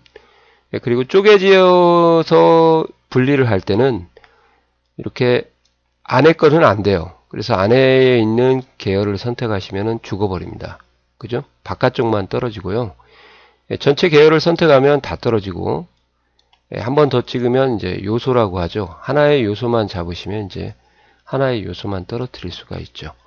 이런 특징들을 좀 아셔야 되고요. 그리고 이제 마지막으로 원그래프는 계열들이 많으면 많을수록, 즉 띠가 많으면 많을수록 그래프를 좀 판독하기가 어렵습니다. 그럴 때는 이제 막대나 또는 다른 그래프를 그리셔야겠죠. 이런 부분에 대한 것을 이해를 하시면 이제 문제를 풀 수가 있죠. 전체에 대한 각 계열의 관계를 보여준다. 이 말이 전체에 대한 점유율을 보여준다. 이것은 맞아요. 그죠? 하나의 고리 띠에 여러 데이터 계열을 색상으로 구분하여 표시한다가 아니라 하나의 고리에 하나의 계열을 표시하는 거예요. 여러 항목을 표시하는 거죠. 그죠? 다시 한번 말씀드리지만 여기에 있는 이 주황색, 하늘색, 파랑색, 빨강색 요거 자체가 항목을 얘기하는 거지 이 띠는 계열을 얘기한다. 그렇게 이해하시면 좋을 것 같습니다. 그래서 답이 여러 데이터 계열을 색상으로 구분하여 표시한다가 아니라 하나의 고리에는 하나의 데이터 계열만 나오고 항목을 구분해서 색상으로 구분하여 표시한다. 그렇게 하시면 되겠고, 도넛의 바깥쪽에 위치한 데이터 계열은 모든 조각을 한 번에 분리하거나 개별적으로 조각을 분리할 수 있다. 맞고요. 계열 옵션에서 첫째 조각 항목의 위치를 회전으로 시킬 수 있다. 이건 원그래프하고 똑같습니다. 계열이 많아 알아보기가 쉽지 않은 경우 누적 세로막대형 차트나 누적 가로막대형 차트를 사용하시는 게 좋다. 답은 1번이 되겠습니다. 자, 고리가 계열입니다. 각각의 값은 항목이고요. 그 정확하게 명칭을 이해하시면 될 것 같습니다. 자, 수고하셨습니다. 네, 34번 문제 풀어드리도록 하겠습니다. 34번에서는 키포인트가 피벗 테이블인데요. 자, 피벗 테이블도 절대 실습이 좀 필요한 부분입니다. 그러니까 답을 뭐라고 해도 답은 2번인데요. 2번이라고 해도 왜 2번인지 이제 이해를 못하니까 실습을 동반을 해야겠죠. 피벗에 대한 설명과 그 다음에 전체적인 상황을 좀 설명을 드리고 그리고 문제를 좀 풀어드리도록 하겠습니다. 자, 데이터가 이렇게 쌓아져 있습니다. 첫 행에 제목이 나오고 세로로 기니까 데이터베이스 형태의 표죠. 이런 데이터베이스가 쌓여 있는 표를 근거로 분석을 하거든요. 부분합처럼 중복이 있는 열을 기준으로 분석을 해서 주기별 기본함수, 합계나 평균, 최대 최소를 구하는 거죠. 부서명별, 근무지별, 물론 부분합을 해도 되지만 피벗이 더 좋기 때문에 자, 하나만 찍던지 전체를 다 잡던지 하고시고 삽입에 가서 피벗 테이블 차트까지 같이 그리시려면 차트를 하시면 되고요.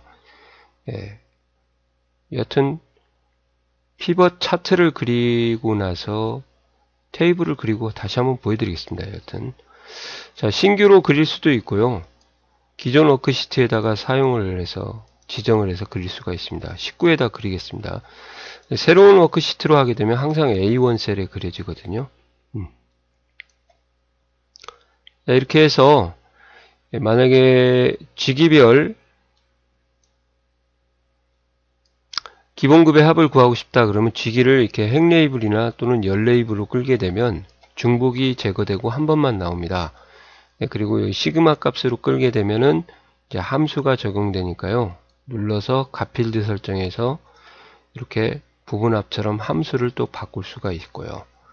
이런 형태가 되어 있는 것이 바로 다량의 데이터를 행 레이블과 열 레이블과 보고서 필터와 시그마 값을 이용해서 중복된 열에 대해서 분석을 하는 것이라고 보시면 되겠습니다.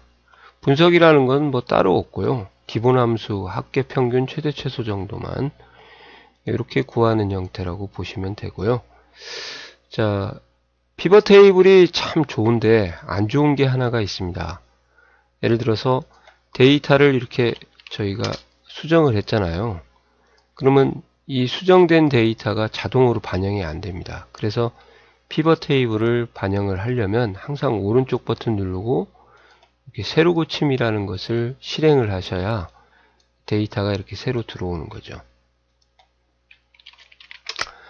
자동으로만 고쳐진다고 하시면은 이제 좋은데 그렇게 안 되니까 수동으로 고쳐야 되고요.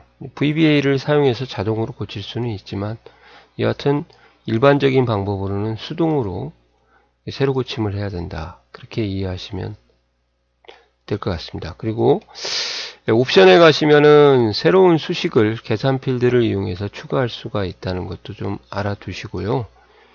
이 정도 하시고 이제 피벗 차트를 한번 보여드리도록 할게요. 전체를 잡든지 하나만 찍든지 해서 삽입 피벗 차트를 하시게 되면 피벗 테이블하고 이걸 이제 보고서라고 하거든요. 이렇게 피벗 차트가 같이 그려지는 거예요. 이런 식으로. 아시겠어요? 그래서 여기를 다시 이제 지기로 빼면은 이렇게 똑같이 바뀌니까. 아시겠죠? 그리고 이제 피벗 차트를 그리게 되면 피벗 테이블도 같이 그려진다는 거 꼭 알아두시고, 피벗 차트에서 피벗 테이블을 만약에 삭제를 했다. 이 부분을 삭제를 하셨다. 그러면 이제 피벗 차트가 일반 차트로 바뀝니다. 이렇게 해서 차트를 그리시는 분도 많죠. 피벗 차트에서 피벗 테이블을 삭제하면 피벗 차트가 그냥 일반 차트가 된다. 그렇게 이해하시면 되겠습니다. 자, 그럼 문제를 한번 풀어볼게요. 피벗 테이블 보고서를 작성한 후에 아까 보여드린 것처럼 새로운 수식을 추가하여 표시할 수 있고요. 유일하게 안 좋은 게 원본 데이터가 변경되면 자동으로 변경이 안 되고 수동으로 해야 되니까 답은 2번이 되겠습니다. 틀렸죠? 현재 작업 중인 워크시트나 아니면 새로운 워크시트는 A1에만 그려진다. 현재 작업 중인 워크시트는 제가 셀을 지정할 수가 있다. 요거까지 좀 챙겨 두시고요. 피벗 테이블을 삭제하더라도 피벗 차트는 삭제되지 않고 일반 차트화 된다. 피벗 차트를 그리게 되면 피벗 테이블과 차트가 같이 그려진다. 그것만 챙겨주시면 될 것 같습니다. 일단 수고하셨습니다. 네, 35번 풀어드리도록 하겠습니다. 자, 35번의 핵심 포인트는, 키포인트는 이제 고급 필터거든요. 고급 필터도 시험에 엄청 많이 나오고, 필터 부분은 공부할 부분이 좀 많습니다. 그리고 절대 실습이 필요하죠. 답이 뭐 1번이다, 2번이다 해줘도 왜 그런지를 모르는 상태라고 생각하시면 실습이 필요한 부분이다. 그렇게 이해하시면 되겠습니다. 자, 일단 고급 필터에서 조건을 주는데요. 조건이 정으로 시작하거나 해서 두 개가 나왔어요. 하나, 출신 지역이 서울인 이렇게 들어왔는데 조건이 두 개 왔을 때 중간에 이렇게 연결하는 문구를 멘트를 꼭 좀 챙기셔야 돼요. 뭐뭐이거나 또는 이렇게 나오게 되면 이것을 우리가 우리말로 선택만족이다 그렇게 얘기를 하고요. 그리고 영어로는 이걸 오어 조건이다. 어느 한쪽만 만족해도 되고 두 개를 동시에 만족해도 되는 거죠. 이렇게 되는 거고요. 또 이고, 이며, 이면서, 중에서 이런 식으로 나오게 되면은 이것을 우리가 동시만족이다 그렇게 얘기를 하죠. 우리말로. 그러니까 조건 두 개를 모두 만족해야 된다. 그러면 그것을 AND 조건이다 그렇게 얘기를 하거든요. 여기는 OR 조건이라는 걸 좀 아셔야 되고요.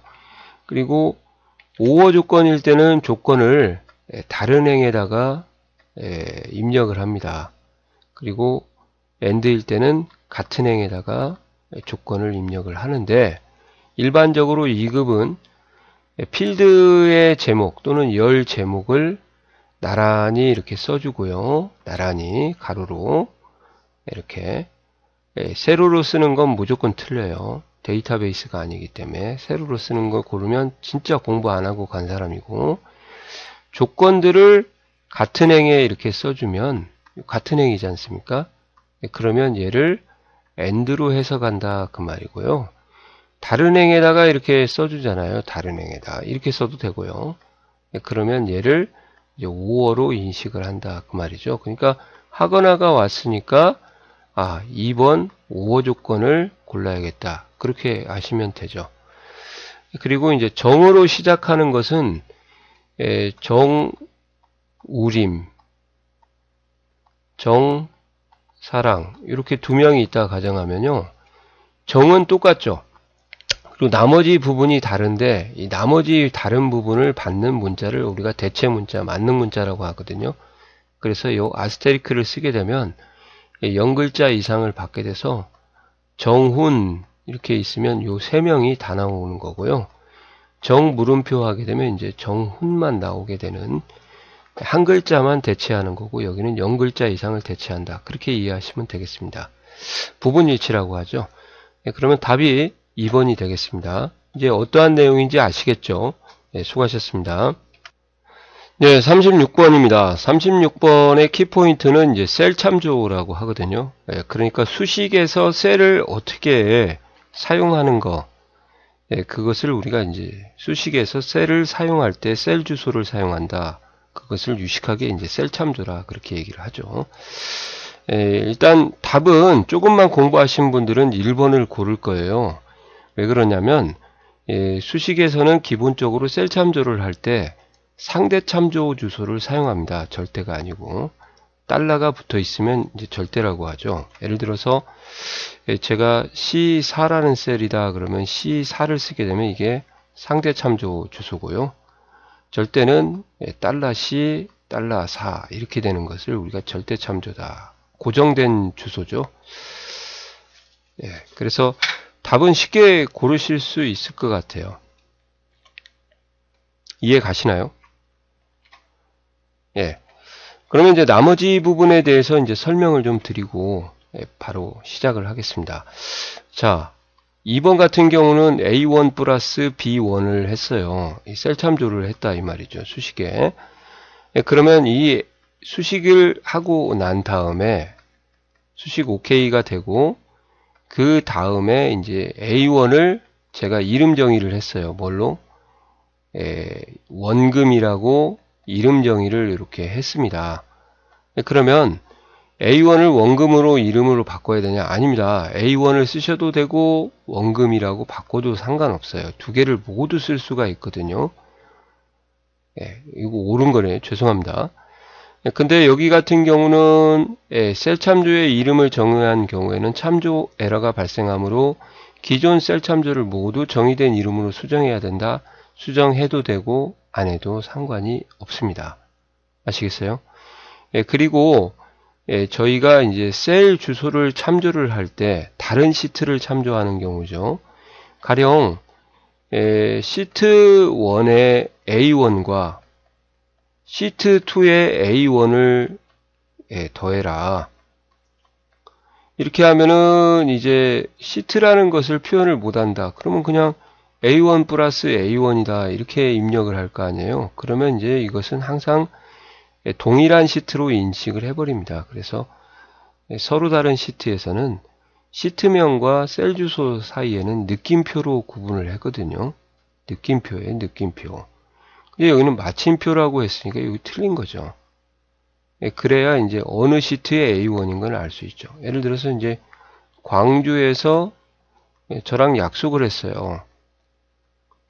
근데 광주가 두 개 있잖아요. 경기도에도 광주가 있고 전라남도 쪽에도 광주가 있으니까 어느 시트의 A1인가 어느 도의 광주인지를 표기를 해줘야 되죠. 그럴 때 이제 경기도 엑셀이라고 하면 느낌표 광주 이렇게 쓰자 이 말입니다. 이게 셀 참조가. 그리고 이제 4번 같은 경우가 이제 정답이 되겠네요. 옳은데 이 4번은 거의 시험에 1급 수준이고요. 나온 적이 없는데 연결하여 붙여넣기라는 것이 있어요. 는하고 셀 주소를 이렇게 찍어주기만 하면 연산자가 없죠. 그러면 A1 셀에 어떠한 값을 수정을 하게 되면 자동적으로 여기 있는 연결하여 붙여넣기도 값이 수정이 되는 겁니다. 자, 그래서 한번 실습으로 보여드리고 마무리를 하겠습니다.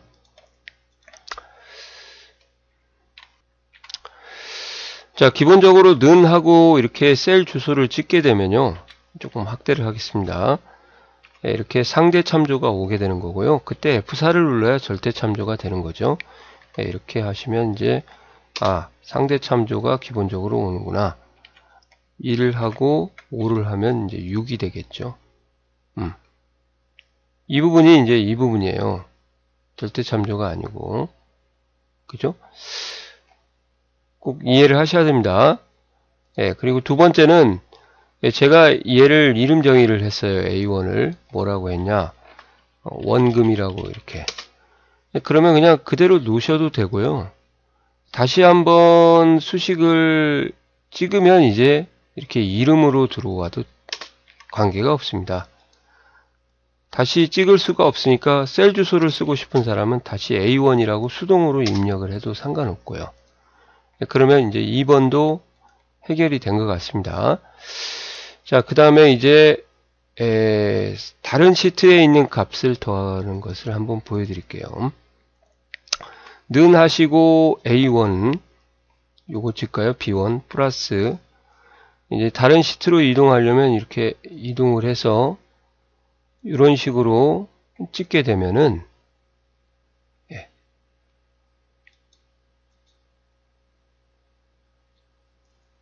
다른 데 한번 더 가볼까요? 이렇게요.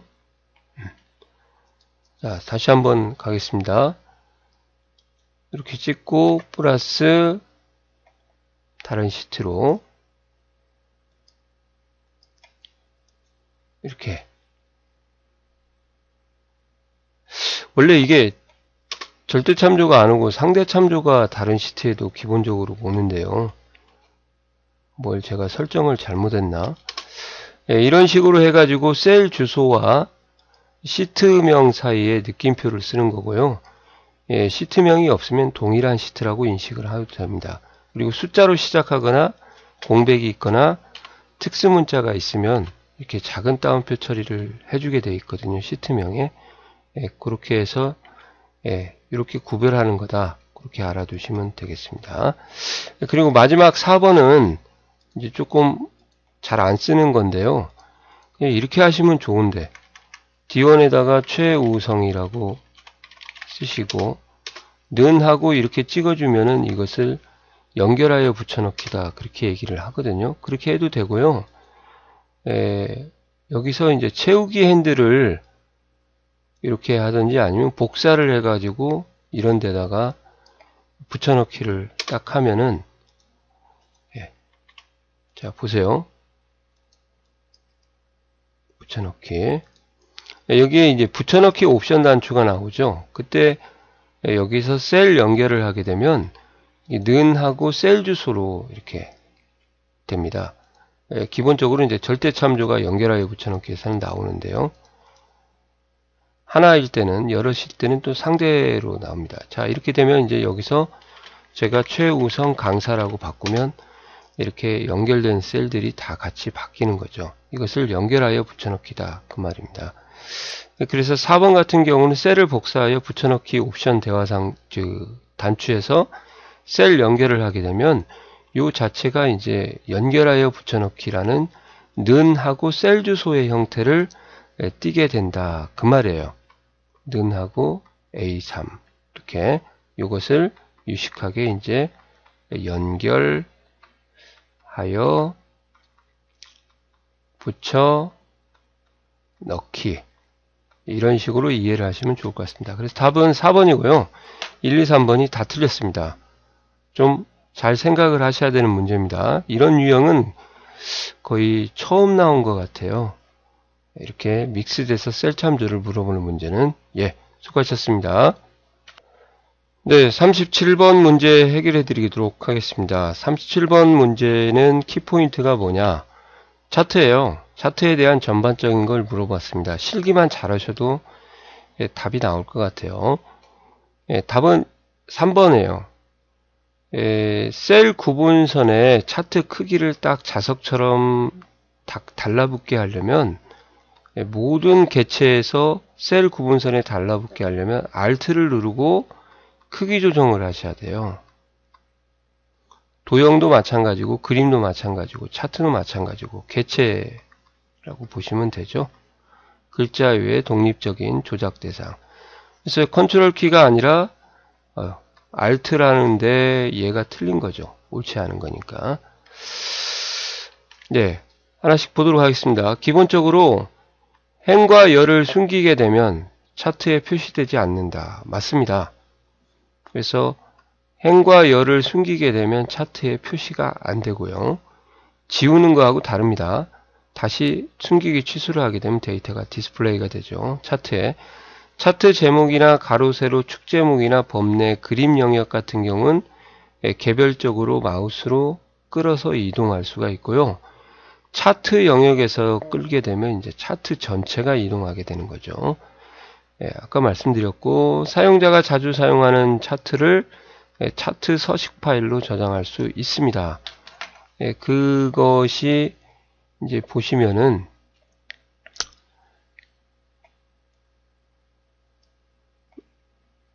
36번에서 그냥 뭐 요걸로 차트를 한번 그냥 대강 그려볼까요?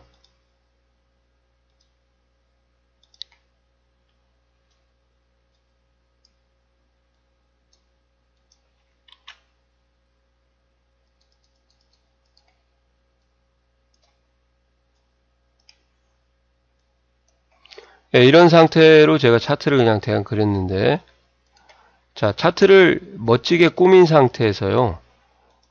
디자인에 가시면은 이제 서식 파일로 저장해서 멋진 차트를 계속 불러다가 주구장창 쓸 수가 있다. 그 말입니다. 그러면 답이 이제 3번이라는 거 아실 것 같고요. 이해가 가시죠? 수고하셨습니다.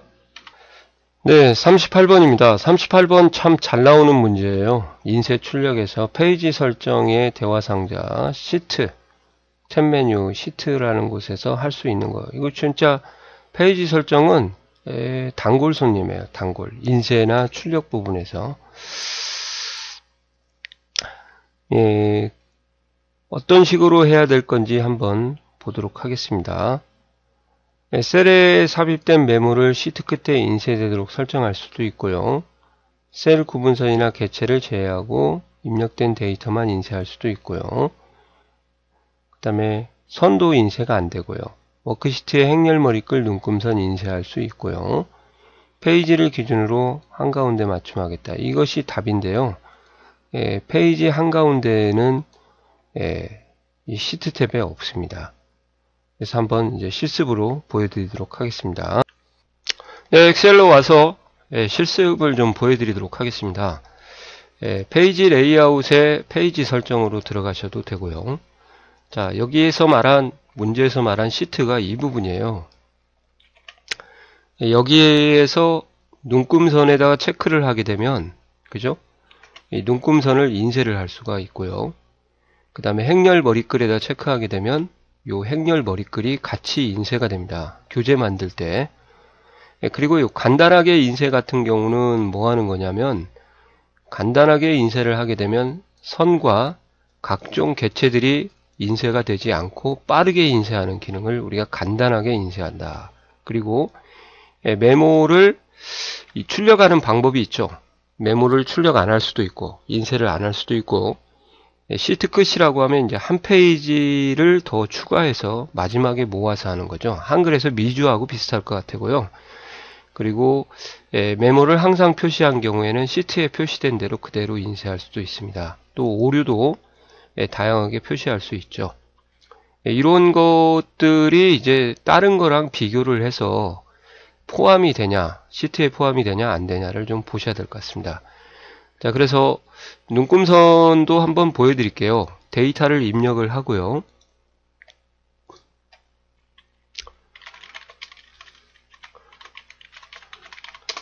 자, 이 상태에서 이제 미리 보기를 하시고 페이지 설정에 가셔서 눈금선, 행렬 머리글 이렇게 먼저 한번 보여드릴게요. 이렇게 하면 이제 눈금선까지 이렇게 출력이 되죠.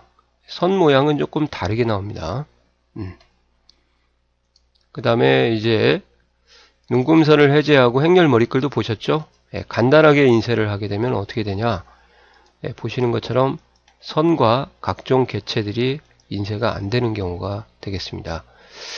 그리고 이쪽에 있는 인쇄 미리 보기에서 페이지 설정을 들어가면 메모 설정을 못 합니다. 그때는 이제 엑셀에 있는 리본 메뉴를 활용을 하셔야겠죠. 이렇게 하는 것을 좀 알아두셔야겠고요. 시험에서는 이제 여백에 페이지 가운데 맞춤이 이제 꼽사리 껴서 나온 거예요. 그럼 이게 도대체 뭐 하는 거냐? 그러면 저희가 문서를 작성하게 되면 좌측 상단에 입력이 됩니다. 그러면 그걸 문서의 센터, 즉 한가운데로 보내는 기능이 바로 이 기능이에요. 지금 좌측 상단에 있죠? 그죠? 다시 여기에 있는 데이터를 지우고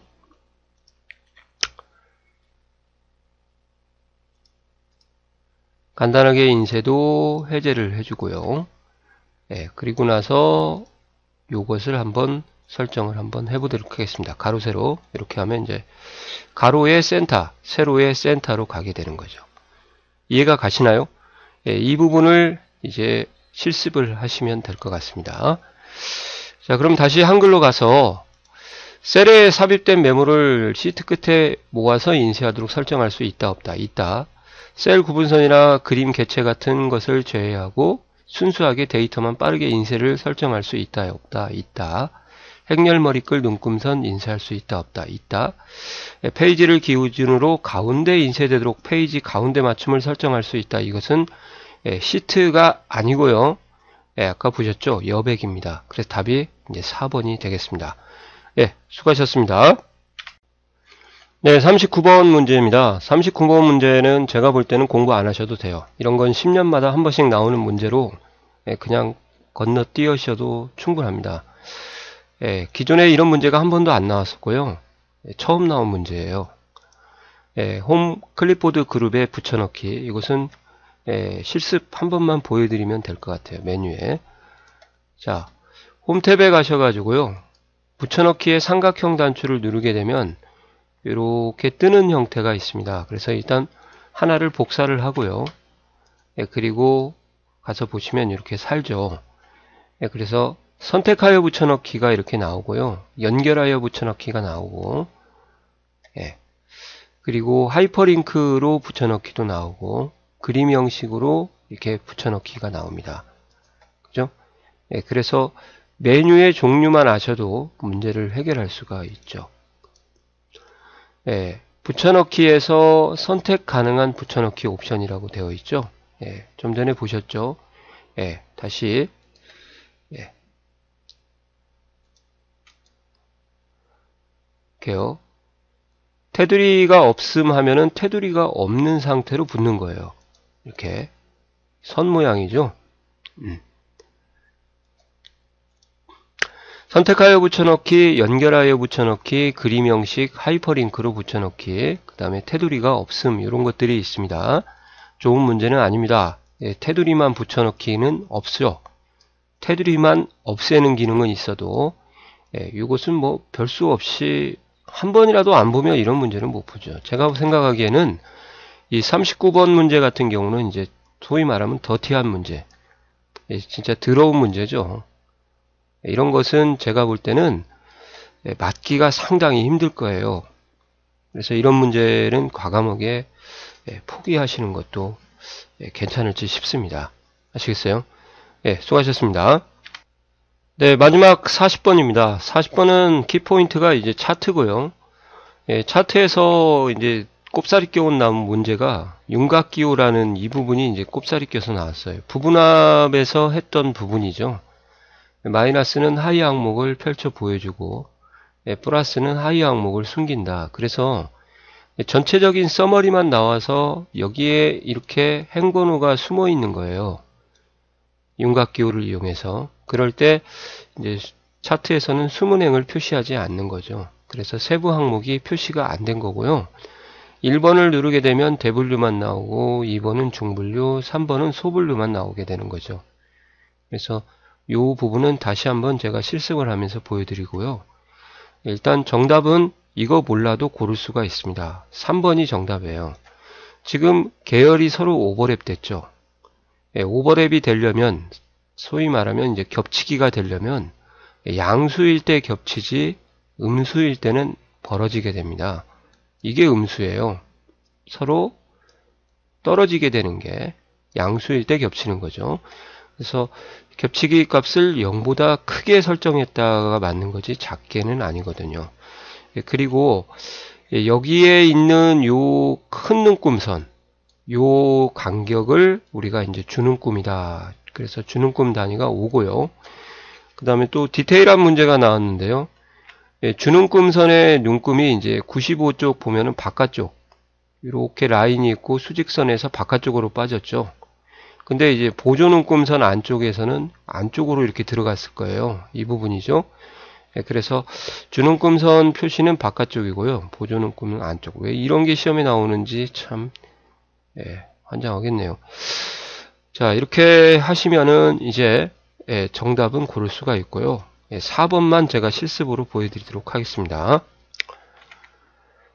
자, 지금 보시는 것처럼 데이터가 이렇게 있고요. 얘를 제가 이제 부분합을 적용을 할 겁니다. 직급에 따라서 할 겁니다. 데이터 정렬을 먼저 해야겠죠. 직급으로 오름차순 하겠습니다. 과거가 대대대 부부부 사사 이렇게 나왔죠. 그리고 나서 데이터에 가서 부분합을 할 건데요. 평균을 할 겁니다. 시험 문제에서 평균을 했으니까 그룹화할 항목은 당연히 직급을 정렬을 했으니까 끼리끼리 모였으니까 직급으로 놔야겠고요. 상반기 하반기에 대한 것만 이제 표시를 좀 할 거예요. 이렇게 그리고 확인을 이렇게 하도록 하겠습니다. 출석은 그냥 삭제를 해버릴게요. 이렇게 해서 부분합이 나왔고, 자, 이쪽에 윤곽이 자동으로 만들어지죠. 부분합을 하게 되면 윤곽이 수동으로 할 필요가 없이 자동으로 만들어집니다. 그때 누르면 이제 플러스가 되면서 하위 항목이 숨게 되는 거죠. 이렇게 이 상태거든요. 시험에서는. 그러면 제가 얘를 가지고 이제 차트를 한번 그려볼 거예요.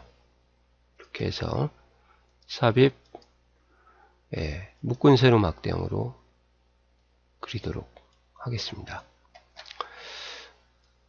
자, 하나, 둘, 셋, 넷, 5개. 전체 평균까지 5개인데요. 이제 제가 여기를 열어보겠습니다. 이렇게 열면은, 지금 보이세요? 데이터가 갑자기 늘어났죠? 이렇게. 또 늘리게 되면, 이렇게 늘어나고, 이렇게. 그래서 이제 여기 하면은 상위 항목만 보여지고요. 중간에 하면 이제, 이렇게. 중간값만 보여주고 세 번째를 하게 되면 이제 모든 데이터가 펼쳐지니까 이렇게 차트가 상당히 복잡하게 그려지는 거죠. 이렇게 요 같은 경우 이제 전체 평균 끝, 상, 중, 세부 항목 이렇게요. 왜 이런 현상이 발생하냐? 차트에서는 데이터를 숨기게 되면 숨긴 데이터는 차트에 표시를 하지 않거든요. 그래서 숨어 있기 때문에 표시가 안 돼서 대분류, 중분류만 나오다가 3번을 누르게 되면 모든 항목이 펼쳐지니까 차트가 좀 복잡해진다. 그렇게 생각을 하시면 되겠습니다. 그래서 윤곽기호를 이용하여 워크시트와 차트의 수준, 3의 정보행이 표시되지 않도록 설정을 했다. 그게 맞습니다. 3을 하게 되면 모든 데이터, 세부 항목이 표시가 되는데 그것을 차트에 반영을 안 했으니까 숨긴 거죠. 어렵게 얘기하면 이런 표현을 어렵게 얘기한 것 같습니다. 숨긴 건데 자 그래서 답은 3번이 되겠습니다. 계열 겹치기도 마지막으로 한번 보여드릴 테니까 한번 보시기 바랍니다. 오른쪽 버튼 누르고 데이터 계열 서식에 가시면요. 계열 겹치기가 여기 위에 있죠. 지금은 0이고 음수일 때는 벌어지고 양수일 때는 서로 오버랩이 된다. 그죠? 그러니까 요거에 대한 것을 좀 알아두시고 간격 너비는 항목 간의 이렇게 너비예요. 여기하고 여기 이렇게 얘는 계열 간의 너비고 이렇게 이해하시면 되겠습니다. 자, 수고하셨습니다.